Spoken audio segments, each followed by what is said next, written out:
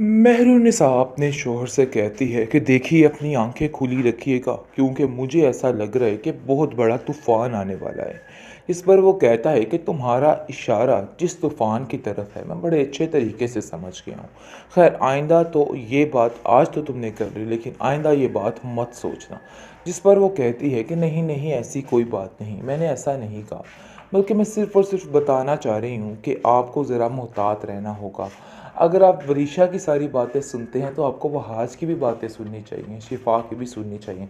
आपने कल वरीशा की खातिर इतना शदीद क्या कहते हैं नाराज़ कर दिया शिफ़ा को। बेशक उसने कोई बात ऐसी नहीं की, लेकिन उसके दिल में कहीं न कहीं ये बात रह गई होगी। तो बेहतर यही है कि प्लीज़ आप इन बातों का भी ध्यान दें, उससे हमारा डबल रिश्ता है और जो मुखलिस वो है इस घर के लिए और कोई भी नहीं हो सकता। जिस पर वो कहता है कि मुझे बड़े अच्छे तरीके से पता है कि किस चीज़ को कैसे करना है ट्रीट। सो इसलिए तुम्हें परेशान होने की ज़रूरत नहीं है, मैं हर चीज़ को खुद ही हैंडल कर लूँगा और बिला वजह की इस तरह की बदगुमानियाँ पैदा करके अपना भी और मेरा दिमाग ख़राब करने की कोई भी ज़रूरत नहीं है। जिस पर वो कहती है कि नहीं ये बिला वजह की बातें नहीं हैं। मैं बीजान को देखती हूँ वो भी इस कदर उसके प्यार में पागल हो चुकी हैं विदिशा के कि उनको समझ ही नहीं आ रही है कि आखिर क्या माजरा है। लेकिन मैं आपको बताना चाह रही हूँ और आपको आगाह करना चाहती हूँ, चाहती हूँ कि आप लोगों की अक्ल में कुछ यानी कि आ जाए, इसलिए बस ये बातें आपके साथ शेयर कर ली। लेकिन इसका मतलब ये हरगिज़ नहीं है कि मैं विदिशा के ख़िलाफ़ हूँ। मैं चाहती हूँ कि कल को उसने अपने घर जाना है, उसको कोई तौर तरीके, कुछ सलीके आने चाहिए। लेकिन मुझे नहीं लगता कि उसमें ऐसा कुछ है। इस पर वो कहता है कि अगर कोई कमी पेशी है तो तुम्हें उसकी पूरी कर देनी चाहिए। बहरहाल फ़िलहाल उस पर इस तरह से टाने-टिशने करने का कोई भी फ़ायदा नहीं और कोई भी जवाज़ नहीं बनता। बेहतर यही है कि खामोशी के साथ हर चीज़ को हैंडल करो। और कहती है देखो वरीशा बेटा तुम इस घर में आ चुकी हो। मुझे उम्मीद है कि तुम्हारे दिल में ऐसी कोई बात नहीं होगी और ना ही होनी चाहिए। इस घर को अपना घर समझो और परेशान होने की कोई भी ज़रूरत नहीं है। दूसरी तरफ आप देखेंगे कि शिफा बहुत ज़्यादा खुश है, लेकिन खुशियों पर आकर पानी फेर दिया गया है वरीशा ने।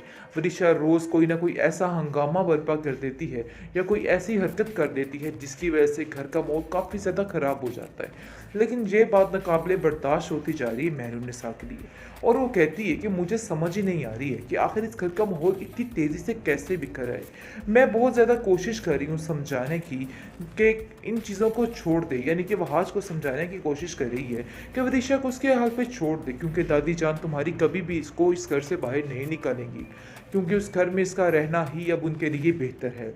लेकिन आप देखेंगे कि वहाज कहता है कि आप नहीं समझ रही हैं, वो अभी भी वही चालबाज विदिशा है जो पहले थी। आगे से उसकी माँ कहती है कि मैं सब जानती हूँ लेकिन हम कुछ नहीं कर सकते, ये बात भी तय है और ये बात तुम्हें बड़े अच्छे तरीके से पता होनी चाहिए। जिस पर आप देखेंगे मनीषा वहाज को साफ साफ कह देती है कि देखो मुझसे इस तरह की बातें और इस तरह के ताने टिशने करने बिल्कुल बंद कर दो। ऐसा ना हो कि तुम्हारी शिकायत मैं दादी जान से लगा दूँ, उनको बता दूँ कि इस घर में मेरी ज़िंदगी आप लोगों ने कितनी महाल करके रखी है, तो फिर आपका क्या होगा। और मुझे ऐसा लगता है कि इन करीब वो तुम्हें इस घर के लिए, इस घर से जाने के लिए कह देंगी, लेकिन मुझे इस घर में ही रखेंगी और ये बात तुम अपने जहन में रख लो। जिस पर आप देखेंगे कि मेहरुन्निसा काफ़ी परेशान है और वो सोचती है कि आखिर मैं क्या करूं। वो कहती है कि बीजन आपका ये सारा फैसला ठीक है, आपको सोच समझ कर ये फैसला करना चाहिए था। आप जानती तो हैं कि माजी में क्या क्या हुआ है और क्या कुछ ये कर सकती है। आप कैसे महक पर इतना यकीन कर सकती हैं। इस पर वो कहती है कि मुझे महक की बातों से कोई लेना देना नहीं, मुझे सिर्फ और सिर्फ वरीशा की बातों पर यकीन है। फाइनली आफत घर में आ चुकी है। आफत ने आके आफत मचा दी है क्योंकि जो वो चाहती थी, जो उसकी माँ चाहती थी, वही कुछ हो रहा है। खैर मामलात काफ़ी संगीन नज़र आ रहे हैं, लेकिन बड़ी ही चालाकी के साथ ये वरीशा हर चीज़ को संभालने की कोशिश कर रही है क्योंकि उसके बाप ने जो उसको पढ़ा लिखा कर भेजा है बस वही हरफ आखिर है उसके लिए। और वो सोच रही है और यहाँ पर आकर बहुत ही ढोंग रचा रही है और दादी को अपने हाथों में करने की कोशिश कर रही है। लेकिन ये बात दादी जान को समझ नहीं आ रही, बस उनकी आंखों पर अपने बेटे रजा के प्यार की पट्टी बंधी हुई है, लेकिन वो महक और वरीशा की सारी की गई हरकतों पर पर्दा डाल रही हैं और सब कुछ भूल चुकी हैं। खैर आप देखेंगे कि वरीशा कहती है कि पता नहीं क्यों मुझे और मेरी माँ को इधर कोई भी तस्लीम नहीं कर रहा। हाँ अगर गलती हो भी गई मेरी माँ से तो आप लोगों को माफ़ तो कर देना चाहिए। लेकिन मुझे नहीं लगता कि किसी ने भी माफ़ किया है या कोई भी हमें माफ़ करेगा। जिस पर उसकी दादी जान उसको कहती हैं कि तुम फिक्र मत करो, ये सोचना तुम्हारा काम नहीं और इन सब बातों को लेके परेशान मत हो। इस घर पर तुम्हारा पूरा पूरा हक है। यानी कि जो बात वो कहलवाना चाहती थी, अब वो कहलवा चुकी है दादी जान से, और दादी जान भी बेचारी काफ़ी ज़्यादा परेशान है, क्योंकि जैसे ही वो घर का माहौल देख रही है और वरीशा की बातों को अपने दिमाग पे सवार कर रही है, तो उसको महसूस हो रहा है कि नहीं, वरीशा के साथ ज़्यादती की जा रही है। और वो जुनैद को बुला के कहती है कि देखो वरीशा अगर इस चीज़ की माफ़ी मांग चुकी है, फिर इन सब बातों का तो जवाज़ ही नहीं बनता है। पता नहीं क्यों आप लोग बात को कहाँ से कहाँ लेके जा रहे हैं, इन बातों को छोड़ दीजिए। लेकिन महरूज ना इस बात पर खामोश हो चुकी है। अंदर से तो वो जानती है कि यह वरीशा एक नंबर की नाटकबाज है। यानी कि बचपन से ही जिस बच्ची की तरबियत इतने बुरे तरीके से की गई है, आखिर वो कहाँ ठीक हो सकती है। लेकिन सिर्फ अपनी यानी कि सास की खुशी की खातिर खामोश कर जाती है और कहती है देखो वरीशा बेटा, तुम इस घर में आ चुकी हो, मुझे उम्मीद है कि तुम्हारे दिल में ऐसी कोई बात नहीं होगी और ना ही होनी चाहिए।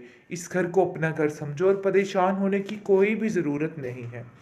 दूसरी तरफ आप देखेंगे कि शिफा बहुत ज़्यादा खुश है, लेकिन खुशियों पर आकर पानी फेर दिया गया है वरीशा ने।